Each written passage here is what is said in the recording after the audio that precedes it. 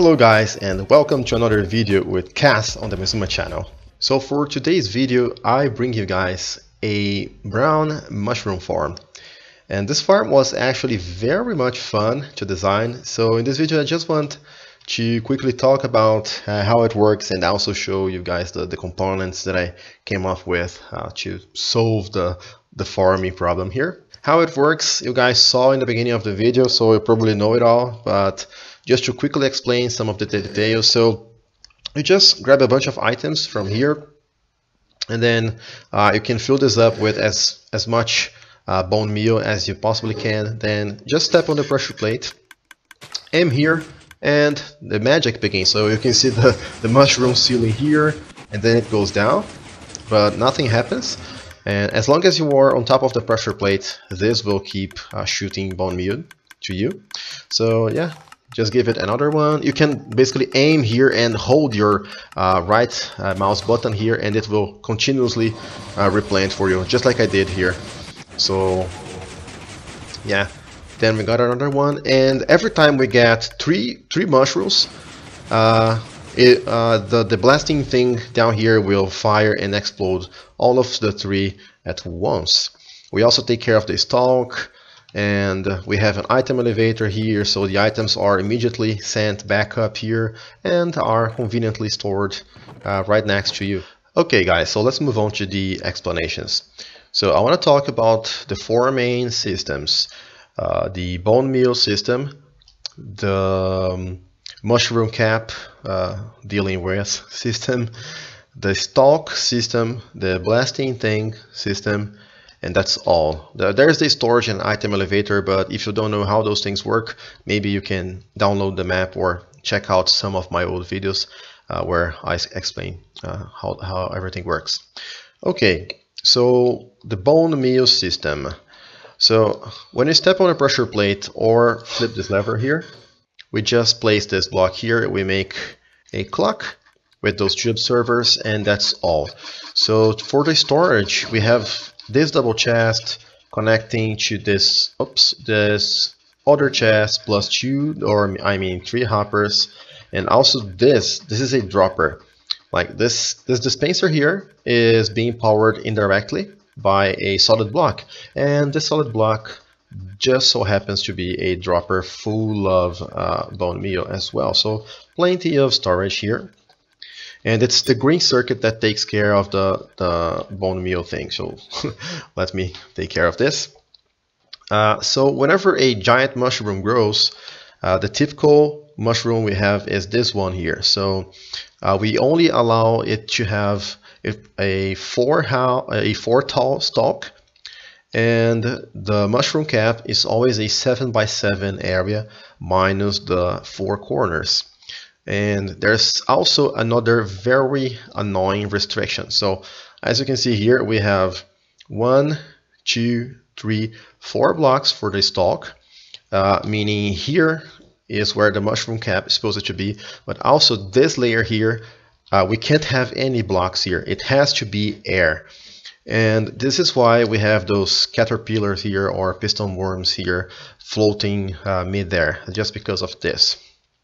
And when the mushroom grows and the mushroom cap is starting to be harvested, these pistons will also fire, taking care of the stalk. And if you hold your button here, your mouse button here, you will keep planting automatically. As soon as we have air blocks here, you will plant again. So this side of the circuit takes care of making the dispensing of bone meal a little bit more economic. So basically it blocks the bone meal, the dispenser, from shooting any bone meal during this time, so that when this machine is flying around here, you don't waste any bone meal. And it will also send a signal down there to manage when the system is supposed to send a TNT block, and it happens for every 3 mushrooms. And also it sends a signal up here so that this thing will start kind of flying, but not exactly. Yeah, I think this was a way better option compared to a flying machine, because we don't have any slimes here to attach to anything, so it can be really compact really fast, and it knows when to come back without any external devices. So yeah, the way it works is pretty simple, guys.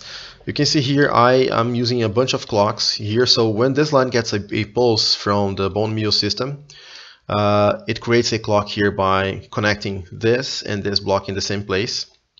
And there are glass blocks down here, so it creates a barrier here. So when the rails start updating the observer blocks that power those pistons, it's impossible for them to move in this direction. They have to go in that direction towards the mushroom cap. And when they arrive at the end, basically they don't have anything to power them. So this piston here has a chance to pull this other piston here, and they start coming back automatically. And when they arrive here, they will automatically push this glass block here automatically and break the clock and stop the update. I could have this being all glass and have only one clock here using redstone dust here and powering those rails here. But on some of my tests, it's a very rare thing that happens sometimes. They run out of sync. So making multiple clocks somehow was better for the synchronization of all of those units. So finally, when the mushroom cap gets its entire body in here, this other observer will detect it, and all of those pistons will fire at the same time. And this is very important here. Also, a very interesting system I pull up here is this repeater lock here. Because when you push the mushroom blocks down, the piston arm will update again this observer block because it's retracting, and then it will fire again and then extend again, creating a clock. But this repeater lock will block this from happening, and this is very interesting.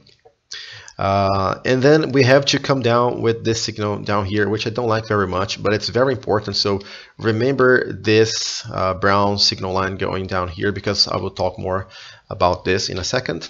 And because of this, we only need 2 pistons to take care of the stalk here. And this stalk is really annoying in this farm. You can see I use the same system with the repeater lock here.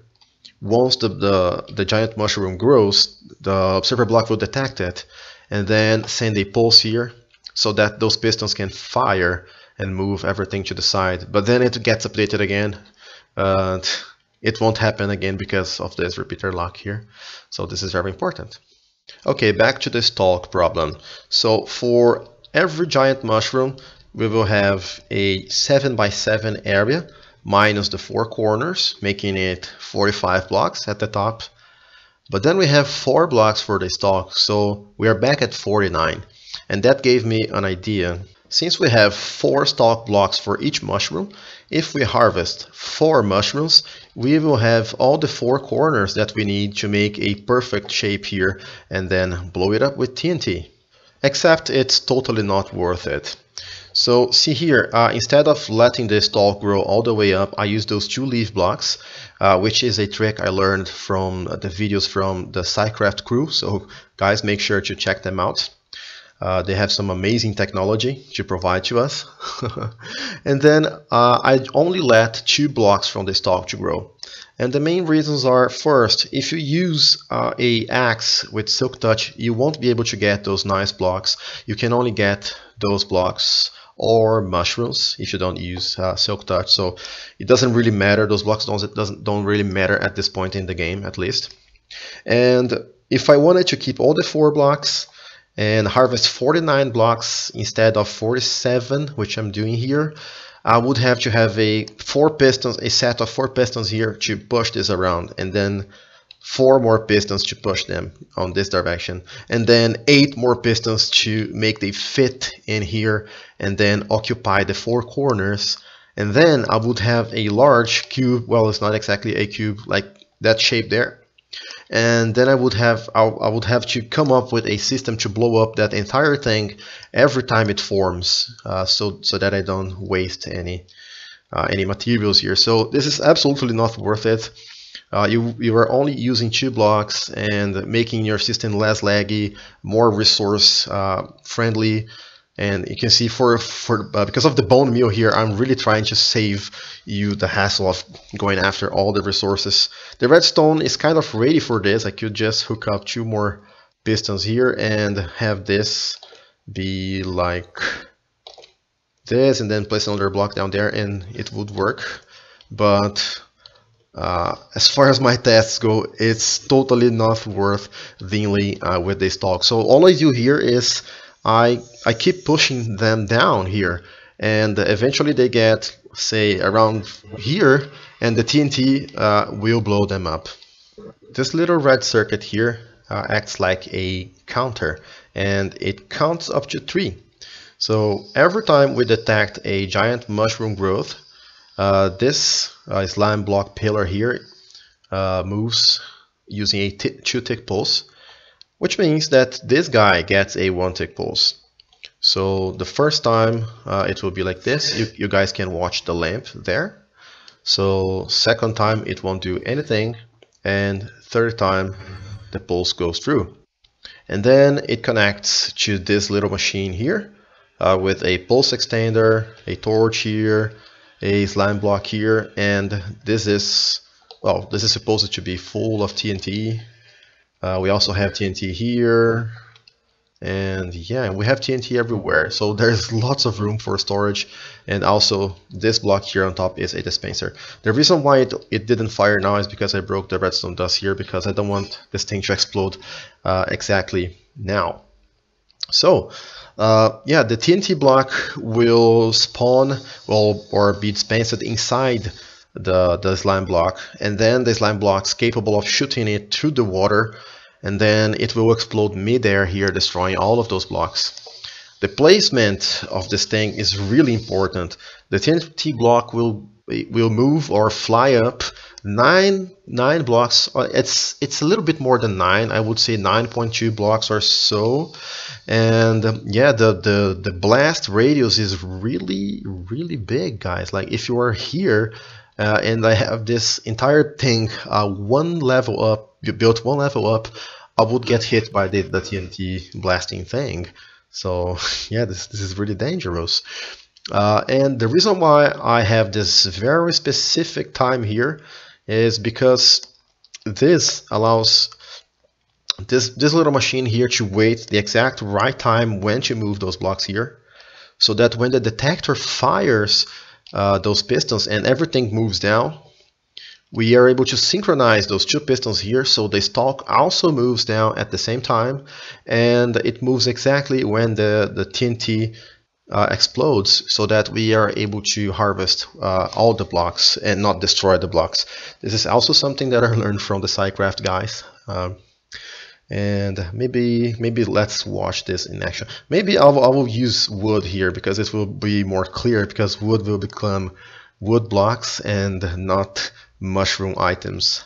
Okay, so I replaced these blocks with wood logs in the same shape, and also added a command block here just to place the mushroom for us automatically.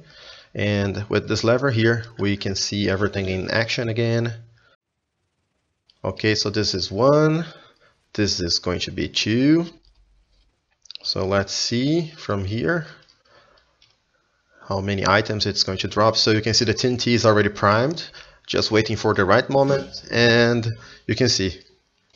So the wood blocks are still arriving, and with the fill command that I gave, I think it was 45 blocks times 3, so 135 blocks of wood, and we have here in total 128 plus 5, so 133. So we somewhat lost 2 blocks, but I don't know if this is supposed to be 100%. Oh, seems like those 2 blocks are here. So yeah, there they are. So we managed, guys. So this is how you synchronize the blasting thing with the moving thing, and then you get lots of items from this farm. But I'm not sure anyone wants a tutorial on this. You guys just let me know in the comments. I have other farms and projects to work on, so I will prioritize those projects if you guys don't want a tutorial on this. Anyways, I would appreciate very much any feedback you guys can give me in the comments section about this project. It's been a while since I did any projects with farms, so yeah, I'm really glad I did, really happy I did. And I really also hope that you guys enjoyed the explanations and everything about this video. So thank you very much for watching, and see you next time, guys. Bye.